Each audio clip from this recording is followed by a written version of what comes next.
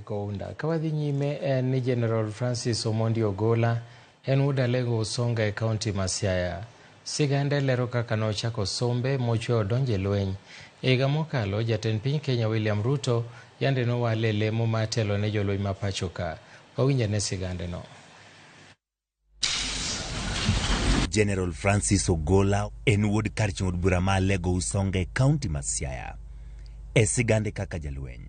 Tarik 28 dwe mar Ang'wen higa mar 2023, jatend piny Kenya William Ruto ne ochwale lemo Lieutenant General Francis Omondi Ogolla e lemo mar bedo jatend jolweny ma pacho ka. Dignity of the people of Kenya, that I will diligently serve. Ogolla ne ochamo muma ne lemo no tarik 29 dwe mar Ang'wen e higa no mar 2023. Motelo ne lemo no, Ogolla ne en jalup jatend jolweny. General Francis Omondi Ogolla ne odonje lweny e higa mar 1984. Ne orwake kidieny mar jolweny mag kor lwasi Kenya Air Force e higa mar 1985.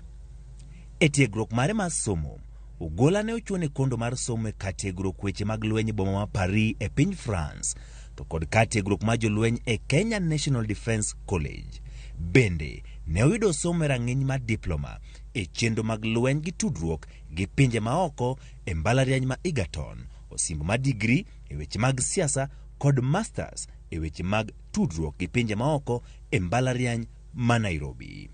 Ne oidho ngas mochopo e rang'iny mar general kendo ne omiye ting' kaka komanda mar jolweny e Kenya Air Force e tarik 15 dwe mar Abiriyo higa mar 2018, lemo manobede kuom higni 3.